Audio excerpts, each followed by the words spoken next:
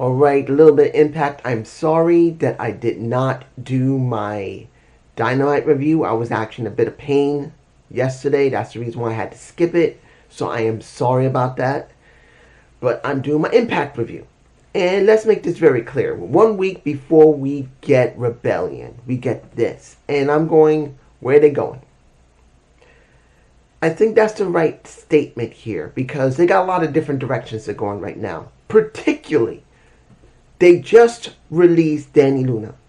We already know that Killer Kelly had left already. She didn't want to stay. I know I can make a gut report on this, and I probably will elaborate more on Dani Luna as well as Killer Kelly.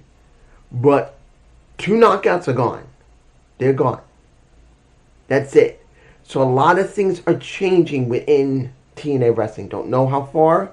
I haven't really taken a good look at it. But if 2 knockouts within this year are done, you know something's interesting and something's going on. Bad or good, something's happening. But we look at this show. And I do want to mention a couple of things that happened in Sacrifice that also kind of happened here. We see Ricky Sosa. Now, I didn't say anything about the contract signing in Sacrifice on purpose because I wanted to see what's going to happen. I do this sometimes, where if something new is going on with someone brand new that we don't know, I want to wait a little bit and not talk about it. Not because I think they're garbage, as I want to see what creative is going to do. And we saw footage of Sacrifice, saw Sammy coming down from the front to the back after he signed, and you see Trey Miguel, Sosa, he going like that. To me, I don't see anything new. I don't see anything special from Ricky Sosa. And I know there's going to be people saying, dude, him on the independent scene in Europe is great. I don't care about the independent scene. I don't. I don't care if it's New Japan. I don't care if it's Europe. I don't care if it's Mexico. I don't care if he came from WWE. I don't care. It depends on what the company's going to do with him. And the very first person they decide that he needs to be dealing with is, you guessed it, Eric Young. He's now in the position like Rosemary was, who is the gatekeeper. The cleanse has not ended. The cleanse is the gatekeeping. That's what, at least at this moment, you're getting to see when it comes to an Eric Young. He did that with Leon Slater. Now he's doing it here with Ricky Sosa. I do not know if Ricky's going to be good. I don't know if he's going to be bad. All I know, this guy is brand new. He's being teamed up briefly with an Eric Young. And the question's going to be, it's not if he can wrestle. That one time he did wrestle, I can't say it's good or not. It looked good, and I know people want to say, dude, he looked great. Doesn't matter. It depends on the long term, not short term. That is why I do not rate people short term. It is rare for me to rate them because it's better to give them a long-term evaluation because that's your real staying power. It's not about how much work you do in the ring. It's about what you do outside the ring. You got to remember that. No matter what anybody says or leaves comments below, and that's not meant to be disrespectful to you, but I'm going to tell you what are they going to do with him, not about what he's done outside the damn company. So that's it. The second thing that happened at Sacrifice in here, because they're in New Orleans, you got the one-man gang. I always loved the one-man gang. And admittedly, it slipped my mind when I saw him in Sacrifice. It did. I won't tell you I wasn't in a bit of pain when it happened. I tried to do my best to focus, but yeah, I got an Achilles tear tendon. Oh, my Achilles tendon is torn. See, I'm dyslexic. I do things crazy. And it's been tweaked. And it's hard to focus. And it sucks. But I tried to remember, and I noticed this time they showed him again. And here I'm talking about him. I am so glad he's there. Do I think he was one of the best big men in the business? He was a good big man. I don't know if he was the best big man, but he damn well was one of the good ones. I always thought Big John Studd was more of an all-arounder big man, not Diesel or the Big Boss Man. But One Man Gang, he was damn good. He was. Big Boss Man, he's also up there, along with Big John Studd or Hacksaw Jim Duggan. Well, to me, I think Big John Studd might have been one of the best big men because he was more of all around. He did good in the ring, but he also did good outside the ring when he talked, how he presented himself, how interesting he was. That's just me. Now, we got a lot of content here. Opening of the show, with everybody out there talking about either tag titles, the world title, the X Division title, the international title. We had Trey come out, we got Leon came out, we got Mike came out first, talking about, well, Steve Macklin, which, if you don't know, Steve at Sacrifice got nailed in the face by a hard super kick, and he got stun locked. Like if a boxer gets hit just right, and legitimately don't just hit the ground and they lock up like this, that is what happened with Steve. He is not injured, but he is taking some time. That's what was currently already been talked about. But I may do a video on him about what his contribution to TNA has been. Maybe. I'm still considering it. But he's fine. But we got Mike Santana addressing it, saying that I've dropped the boy. Which he did. He wasn't lying. He dropped his ass. But the key here is about what we got afterward. We got the system with Eddie coming out. We got Cedric Alexander coming out. We got Ali coming out. And then we get the talk between the smacking until Moose comes out. There's a big smoz, a big fight, and then a Santino Marella makes an 8-man tag. Did we need the 8-man tag? If you want to put over Eddie Edwards, yes. Let me give it to you like this. Since he won Feast and Fire, has Eddie done a good job in talking? Not too bad. But to be honest, I would rather see someone other than Eddie Edwards going after that title.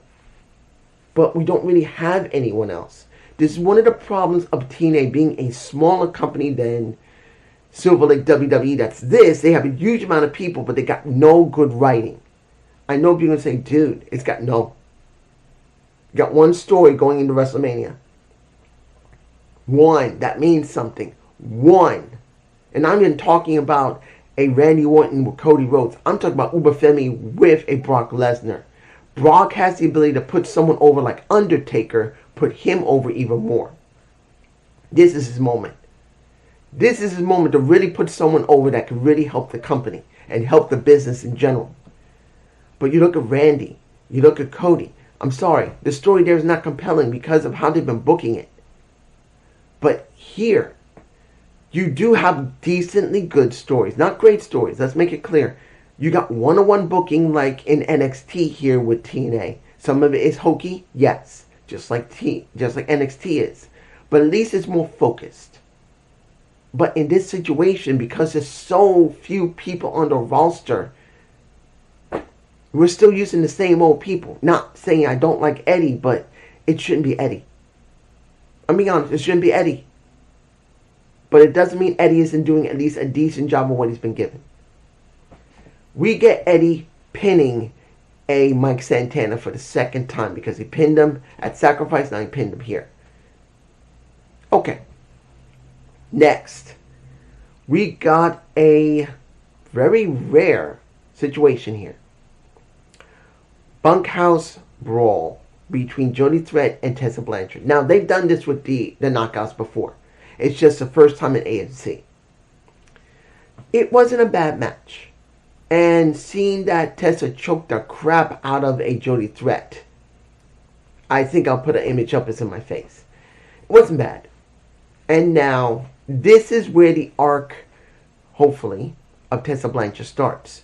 Because she's been there for more than a year now. And I don't expect her to be over immediately. They at least did the right thing by not making her, legitimately, not making her become champ immediately. I'm glad they didn't. They let her have time with Victoria Crawford. I truly believe they're friends now. In real life, they actually be friends. I think that's truly what's going on. And it's good to see they were showing that. But now, at this point, she could now start going to the Knockouts division and going through the women. This match was very, very... Let me give it like this. It wasn't that it was brutal, but it was focused on making it clear that she can get the job done. But then you see what she does with the under... it's in my face. You literally see Father Mitchell. She goes into the undead realm, following the bunny. And she says, where the hell am I? And I'm like, okay, you're trying to make it look good. But then you use her at the undead realm. But then it makes kind of a little bit of sense because just before the bunny left, she had interaction with her, if I'm remembering correctly. They had interaction before Bunny finally left and went to AEW. So it's not too surprising. Alright. What can I really say here about the next match? AJ Francis versus Hometown Man. It didn't matter. I still like Hometown Man. He's cool. But this is about AJ Francis basically annihilating Hometown Man and making it clear that he was the one who took out Nick at Sacrifice. He took him out. And now he said he's going to wait for him at Rebellion. And then you could see earlier that Ryan was pissed off because he wanted to know who was messing with Big Brother. Let me give you like this. Did they have to use so much blood at Sacrifice? No. That's kind of like what happened when we had the blood over in AEW with Toni Storm, who is out legitimately. I think she's injured. But I think it was a little too bloodied. I don't think it was necessary to put that much blood. Wipe him out? Yeah. But bloody him? Wasn't necessary. But we got that. So this Rebellion, you want to see Nick versus AJ Francis. Who, I will say this. Whether you like it or not, he is a good working big man. He may not be like this, like the one-man gang or the big boss man. No, not even Big John Studd. But he's here. And sometimes big men can do really well in the mid-card. That is how it is.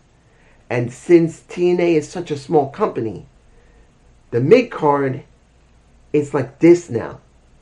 Because there's so few people they work with. So it's going to depend on what they're going to think of doing with AJ Francis.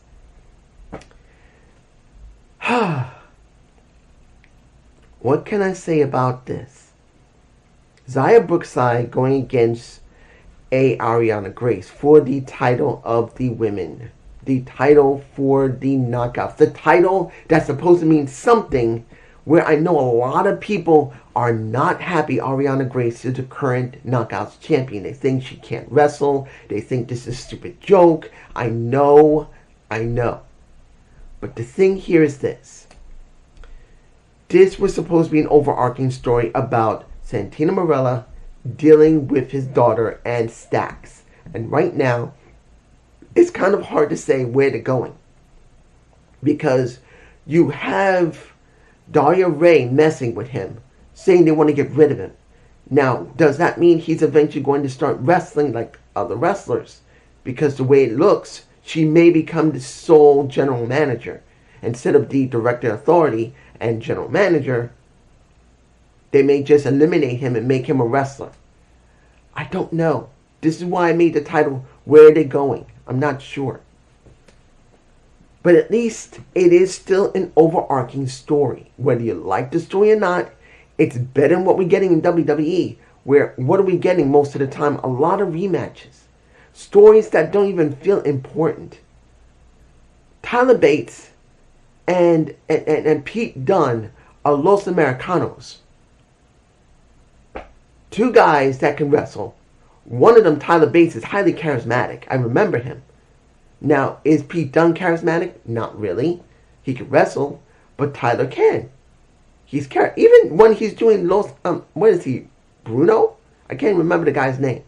I don't remember Tyler Bates as being called. He's charismatic, and people can see that. And I'm like, where's the writing from WWE? There isn't it. So this is what we get. It's one of the reasons why I don't do Raw reviews and SmackDown reviews, because next to SmackDown now being 3 hours, who wants to be watching that for 3 straight hours? Raw hasn't been that great. It's been heavily repetitive. SmackDown is even worse. Hell, where's Jordan Grace? Sitting in the back. Doing nothing, unless she's injured. I don't remember. You guys tell me below. But seeing that Zaya had a match with Ariana Grace wasn't bad. Seeing her dad talking, who's working in WWE at this time. He made a recording, no problem. But seeing that Stax had to protect her, I'm not surprised. The key here is this. What are they really going to do at Rebellion? Do they drop the title to Lin Yang Lee again? I don't know.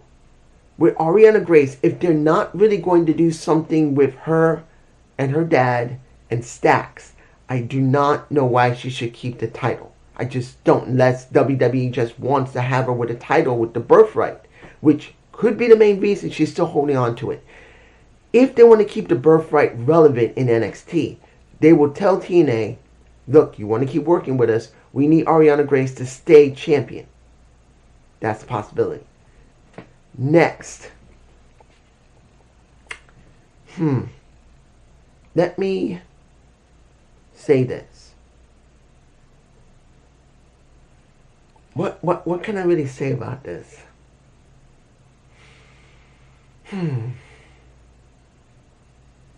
Do I believe that this show, after Rebellion, is going to lead us something special into Bound for Glory? Or, which is the closest one, to Slammiversary? I don't know. Like I said earlier, where are they going? I don't know what's going on here.